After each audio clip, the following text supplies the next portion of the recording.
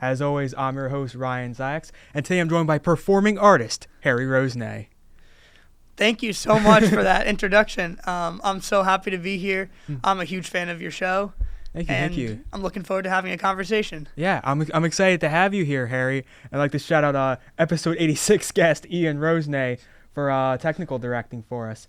So, Harry, you know what I do here, so let's kick things off, and how about you tell us a bit about yourself? I'm in my second year, and I'm a psychology and film, TV, and media arts double major.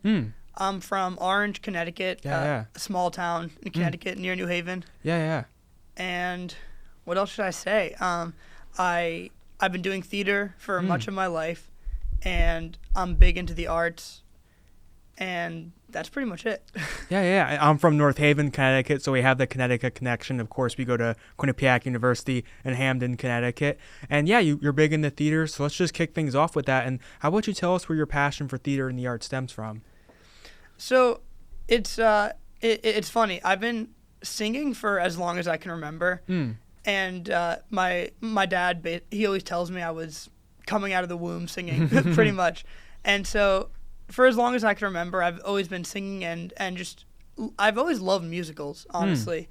But I don't think I really knew that the theater bug was in me until around 6th grade, and it was then that my older sister had convinced me to try out this theater camp that she went to when she was younger. Shout out Lauren, my older sister, and so she said, this is a theater camp that I enjoyed. I think you would like it. You're singing, dancing around the house.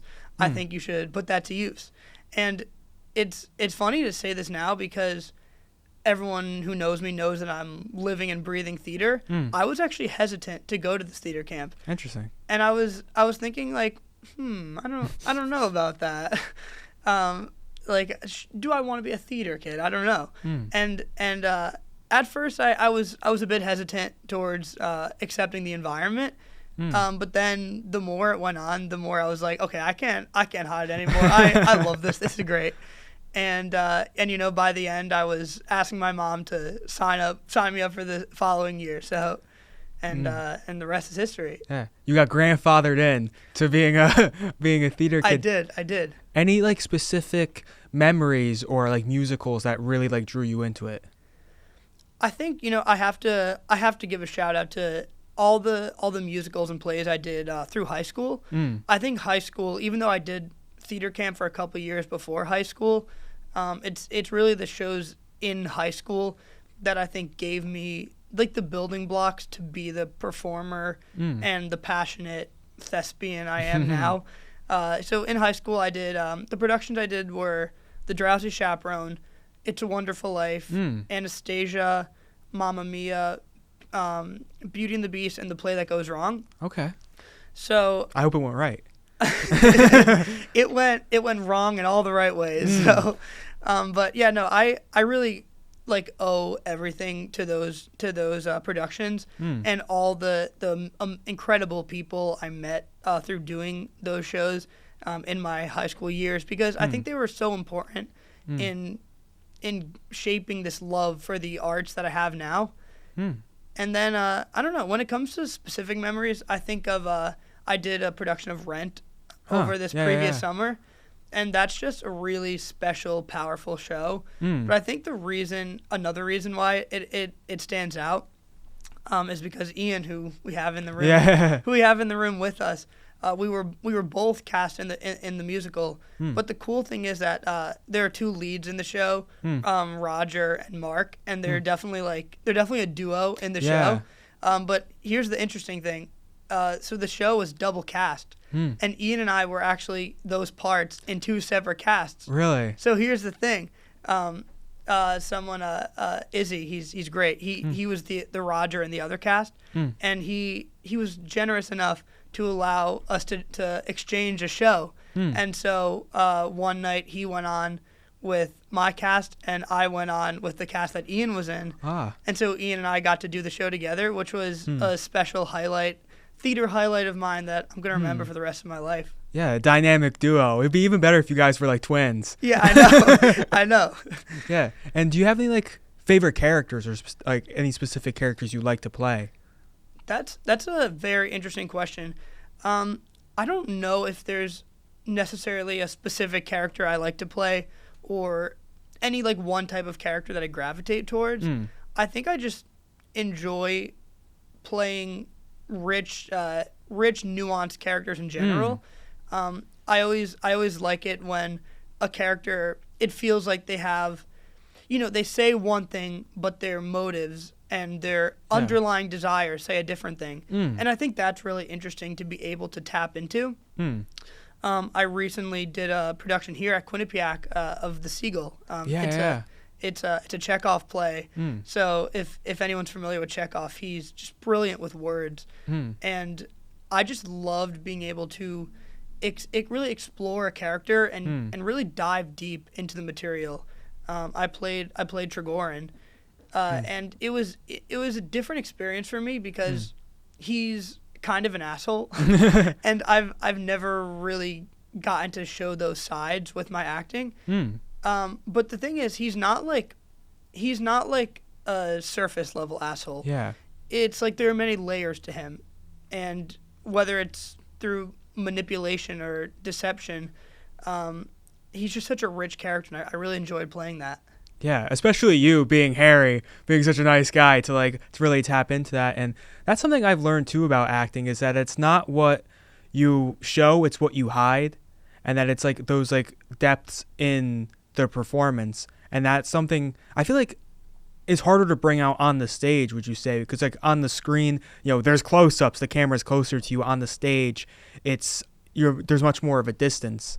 Does that make sense? No, that makes total sense. It is really interesting comparing the two different acting art forms, because they might stem from the same principles, but they really are so different in how they're explored. You learn in the theater playing to the back row, and for film, the screen or the camera is right there, and so that it's definitely very different in that sense. I think when I personally act, I don't know if I think of them too differently. I feel like I do tackle them the same way. And whenever I'm playing a character, whether it's for a theatrical production or for a short film or whatever it is, I like to look at my lines and really dissect them. And try to find those hidden layers. And it's fitting you bring up the screen, because of course you shifted your major to being a film major. You entered the world. So tell us a bit about that experience, because I know you started off with a different major. Yes, I did. That's correct. So I originally came to Quinnipiac with a biomedical science major. And there was a big part of me that when I was, college hunting and whatnot, I really was fascinated just like in the health and science world. And I think it really stemmed from this core philosophy that I want to help people. And that's always been like a big part of what motivates me. And so I wanted to find something like a path where I could help people. And I did love the thought of being a doctor. But if I'm being honest, I think once I got here, I realized I was more fixated on like the destination as opposed to the journey to reach that destination. And I think it's a real thing. It happens. But so I shifted my major. I'm now psychology and at a film, TV, and media arts double major. And there is a part of me that still loves, I think the psychology is there because I do really want to do something where I can help people. And I think it was really important for me to keep that psychology in there because I've always been obsessed with psychology and with like learning how to best empathize with people and learning how to best understand people. And so there is a big part of me now that I still think about being a therapist or something in the psychology field. And that is something I'm still thinking about constantly. Yeah. And psychology and acting too, because it's like acting, you're inside of like a person's mind. Psychology, you're studying people's minds. So I feel like that there's definitely an overlap there, would you say? Yes, I would definitely say that. it's always funny when I tell people my two majors. Yeah. Because the reaction is either psychology and film. How are those related? Or it's, I totally see that. I think that's fascinating. And for me, I really do think there is overlap, because when it comes to filmmaking and creating art, I think you do have to have this fundamental understanding of people and how people talk and how they think. And I think I constantly I'll reminisce on Richard Linklater. Yeah. I feel like I could definitely see the psychology obsession within him too. And I think he makes some of the richest films. I always think about the Before trilogy. Yeah. And I think about these two characters who just have so much nuance to them. And something else that probably really led you into film was attending the Sundance Film Festival with the Quinnipiac Film Society, which we were able to do in both 2024 and 2025. Tell us a bit about your experiences there. Yeah, so the Sundance Film Festival, attending both years, I'm so grateful that I got to go on that trip, because it really is always one of the highlights of my year. There's just nothing like it, and it's when I'm in Park City, I know it's moving. I'm gonna miss Park City. The Boulders, Colorado. I know. I think I'm looking forward. But whenever I'm in Park City, it's like I feel at home almost when I'm there, and it really does feel like such a special environment, because you can tell that there are so many passionate filmmakers and artists just like you, and it's inspiring to be in that setting and know and be filled in a room with people who want to do exactly what you do. Yeah. And I know is there any specific films or any like specific memories from attending either festival that you'd want to share? There's so many. I think a big one that comes to mind is when I first saw Hitman. And I was at the one of the premieres for Hitman, and just after the film ended, there was just a rapturous applause. Yeah. And then seeing Glenn Powell and Richard Linklater come on the stage, it was I was like in awe, just like seeing them right there. But you can tell how much passion they both poured into that film, and they wrote it together. Yeah. And they even had they talked about having a connection, like they worked on past projects together. Yeah. And I think it was just a really special moment. And it also reminded me of my love for a theatrical experience. Yeah. Because it was a film that was set to release straight to Netflix. But then it's like you're sitting in this room where everyone just had such a special shared experience together. And it was almost sad that not that many people were going to get to experience that. Yeah.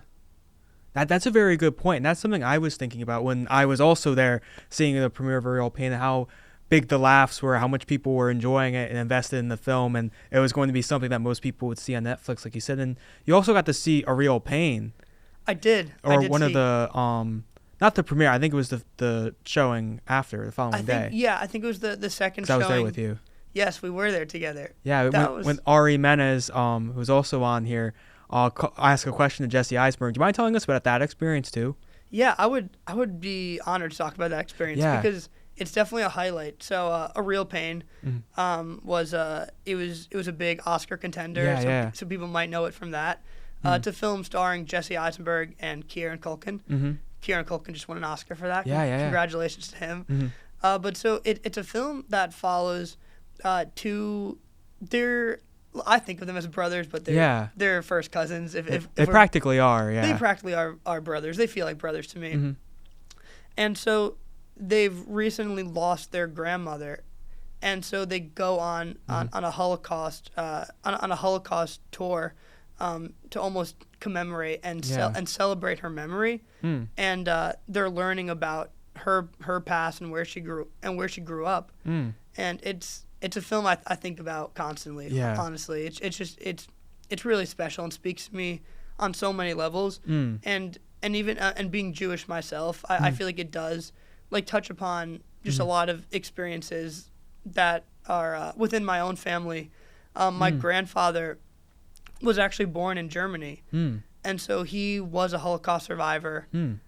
He's passed now, Mm-hmm. but I think that film, in a way, I feel like I am so connected to it because of my connection with my grandfather, Werner Hirsch. I want to shout out. Yeah, and that's like the roots kind of just run deep, and the way that and it's a great example of how a film can kind of reach somebody on these levels and through generations and things like that, and that the movie doesn't, it's not a big war movie or anything like that. It's just people and the differences of like generational trauma is something that touches upon, and that's another like really interesting thing that the Sundance Film Festival can do. And do you have any specific memories just with the groups and with the vibes and everything there? Any memories from that? The vibes are always great. Mm-hmm.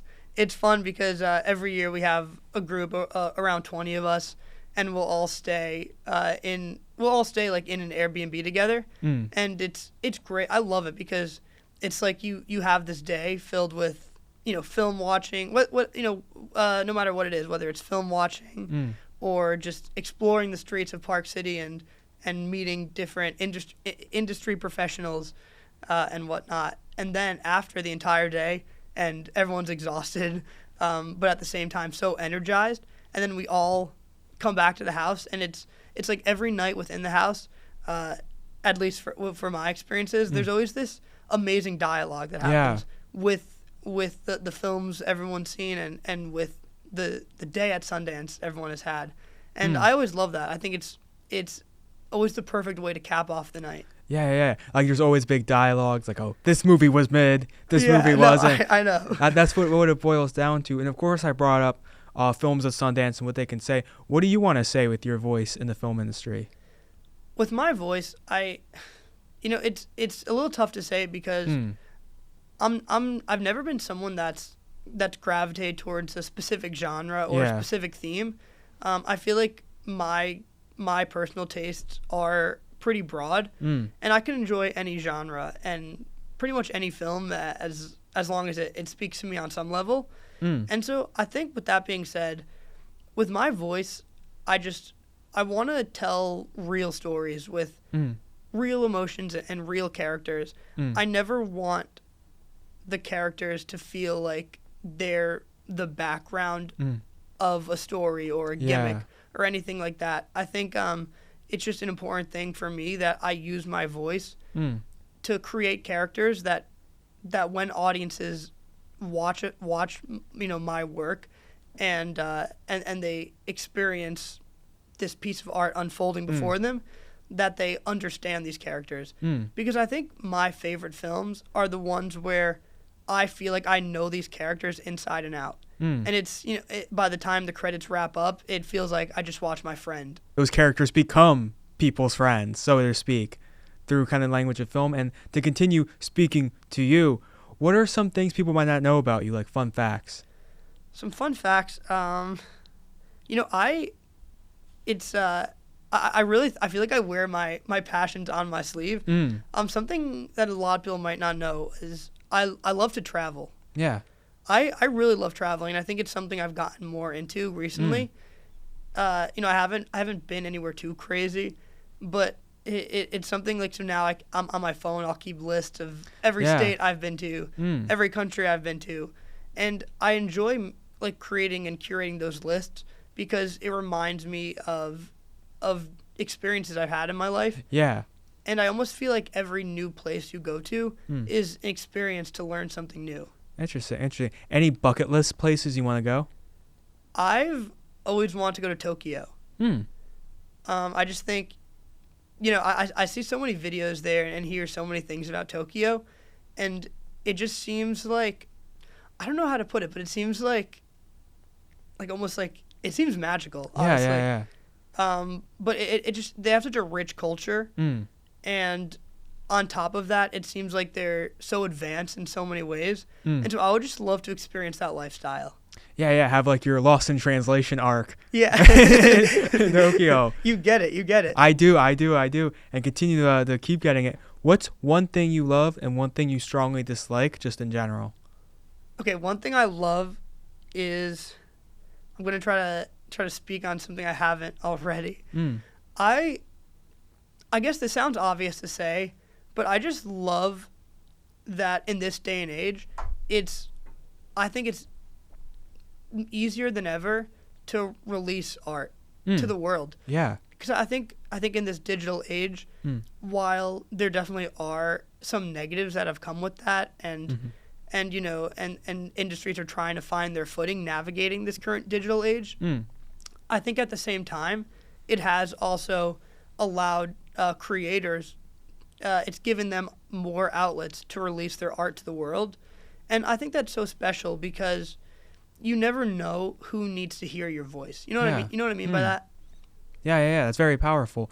And like, for example, this. Like, this is like what I'm doing is, you know, independent. I don't have like a studio. I mean, I guess Quinnipiac University would be my studio, but nothing's backing me besides myself, and I'm able to create this. And that's a great point, like content creators and just being able to make things easily. And then sometimes it's up to you to promote it.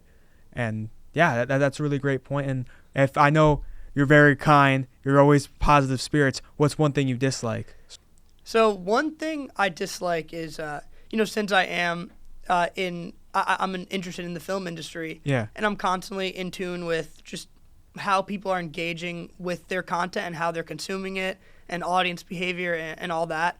I don't like it when someone dislikes a piece of work without really giving it the critical thought on what the creator was intending to create. So I'll elaborate.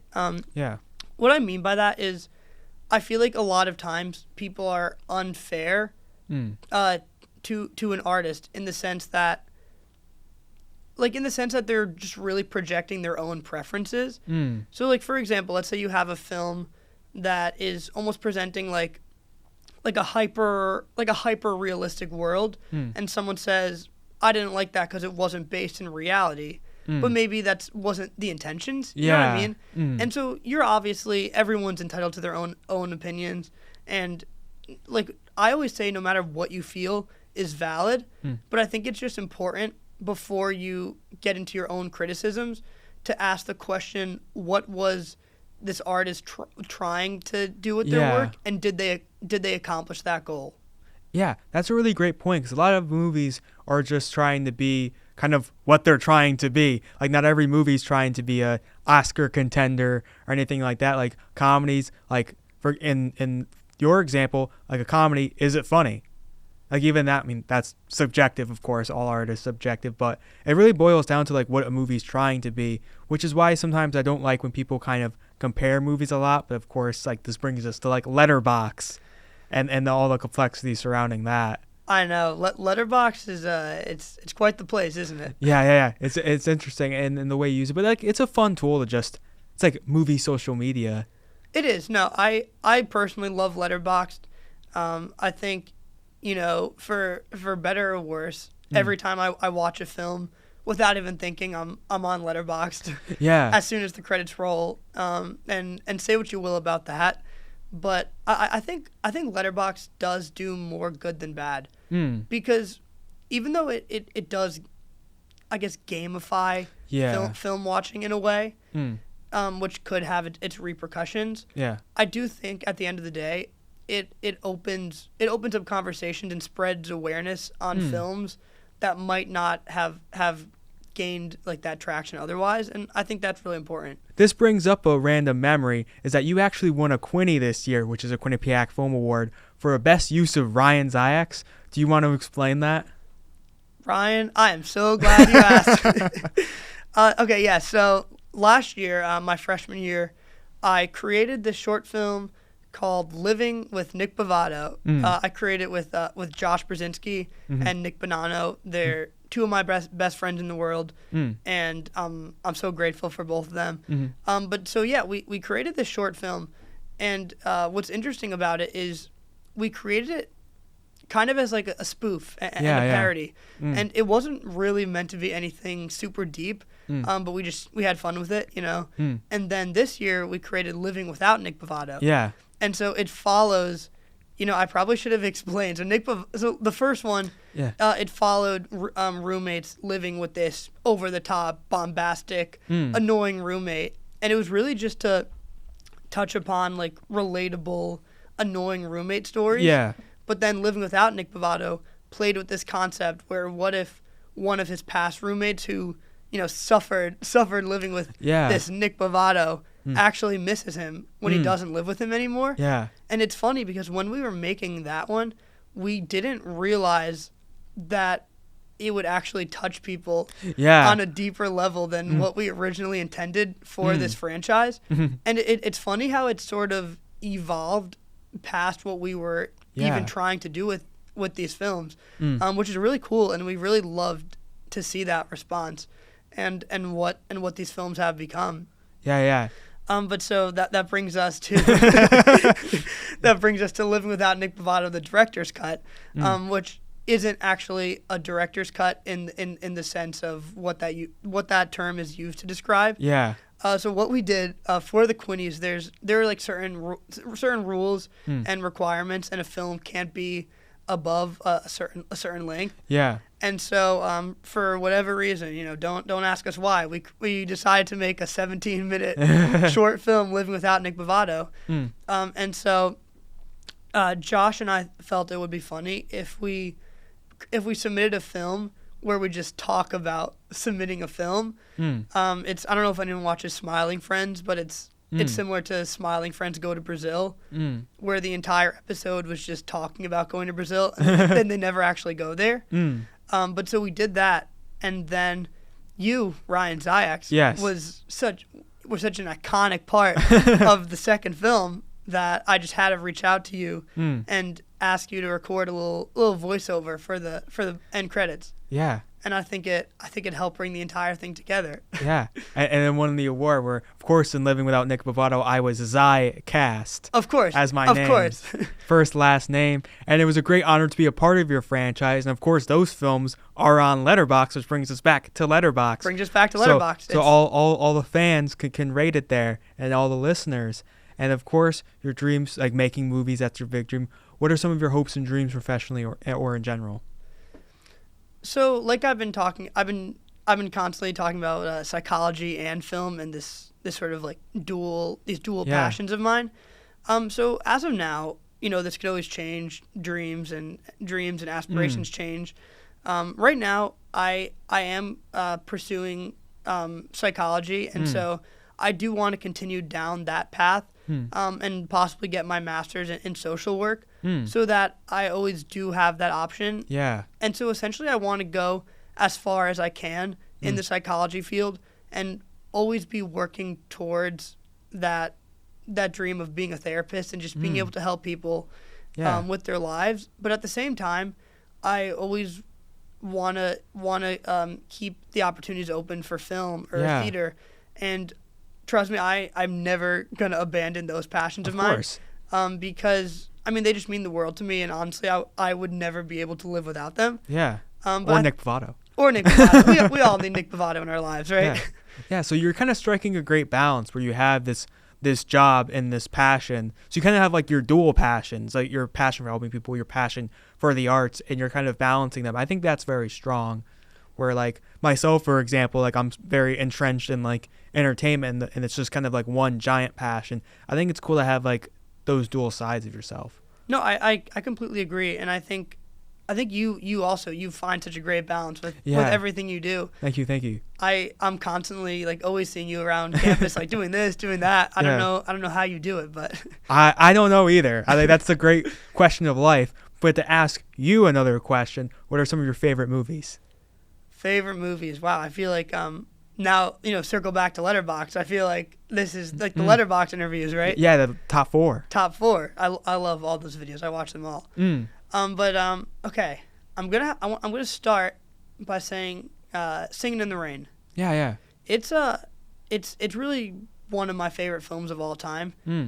It encapsulates all of my passions when it comes to the fine arts because it's a musical, and there are these incredibly intricate sequences with choreography and harmony. But it's also a movie about movies. Yeah. And so it really encapsulates just everything I love about the arts. And every time I watch it, I can't help but just smile. Yeah. And it's almost like I'm transported to this magical world that I don't want to leave. Yeah, exactly. I think okay, then, I'm not ashamed to say it. I'm gonna say Toy Story 3. I'm saying The best Toy Story. The best Toy Story. The best Toy Story. You I agree? agree. Yes. My favorite. Ryan Ziaks, this is why I love you. Yeah. No, I love Toy Story 3 so much. I actually have I have a cool story with Toy Story 3. Oh, perfect. So I was I think I was 5 years old, 2010 when it came out, and I was actually fortunate enough to see the U.S. premiere for the film. Really? At I think it was the El Capitan. I hope I'm not butchering that name. Yeah. But the famous theater. I'm right. Yeah, I know what you're talking about. The famous theater in L.A. And I was there, and afterwards they had this Toy Story themed carnival that followed the screening, and it's one of my earliest memories in life. So I think for that reason I have this very nostalgic connection to it. Yeah. But honestly, every time I revisit it, it doesn't just hold up. It even gets better. Yeah. I think it just gets better as I age, because, I really love all the Toy Story films. Toy Story 4, it's not as bad as people say it is. Yeah, I agree. I digress with that. But with Toy Story 3, it's, we've come to the end of Andy's childhood, and he's entering this stage in his life that's very close to where I am in my life. Yeah. And so Toy Story 3 it means so much to me. Yeah. I'm glad we agree on Toy Story 3. I'm glad we agree too. We have to talk about that more after this podcast. Of course. Any others in your top 4? So I mentioned the films earlier, but I still want to say Before Sunrise. Yes. And what I love about Before Sunrise is that it's all about the characters, and it's all about the words. And there really isn't even much of a story going on. You see two characters meet and just instantly develop this incredible connection with each other. And I think that's just there's something about that feels so human to me. Yeah. Because I think we all, at the end of the day, we want to find that with someone, with people. And it just, when I watch it, I feel like a fly on the wall. Yeah. It's like I feel like I shouldn't even be here. Like this is the moment for the two of you. Yeah. But it's like their words are just so powerful and so rich, and it's because of how real they feel. Yeah. And that's one of the joys of Linklater's movies, the relaxed vibes and just focusing in on characters. And I'm glad we were able to make a connection, Harry, on this episode of the Zicast. I am so thankful that you invited me on, and I loved having this conversation with you. And I just love your show. I'm going to keep listening to it every week. Thank you. I realized I didn't let you complete your top 4. Did you want to complete your top 4? I'm going to say, even though we mentioned it earlier, I'm going to say A Real Pain. Real Pain? A Real Pain. And I know you like that one too. So yeah. Especially a special experience just being there in that same theater as you. Yeah, no, on that day, yeah. I love watching movies with you. We have to see more movies together. Definitely before the semester wraps up here. And yeah, thank you again, Harry. Do you have any motivational words or plugs or anything you want to leave the audience with before we wrap things up? Yes, I think I gotta end this strong. Yeah. I'm gonna say that just be kind to people. I think you never know what someone's going through, and I think it's so important just to celebrate kindness and celebrate humanity, and just do good deeds whenever you can. Yeah. And I think that is sort of at the core of my obsession with both psychology and film. It's just celebrating humanity. And so I think that's what I want to end on. Yeah, and I'm glad we were able to do that on this episode. And ever since going to Sundance with you in 2024 and getting close, it's always been fun hanging around you, Harry. You're big positive spirits, and you always have a smile on your face. You're always happy to see me. And it's always just cool, like having these cool experiences around Park City, going to movies, etc. And I'm excited to see what you do in film, what you do in psychology, and how you impact the world. Thank you so much, Ryan. I think that means a lot coming from you, coming from you especially. The most jolly guy I know. I try. And as always, this is Ryan Ziaks with the Zicast, where everyone has a story. Signing off. Thank you so much for watching.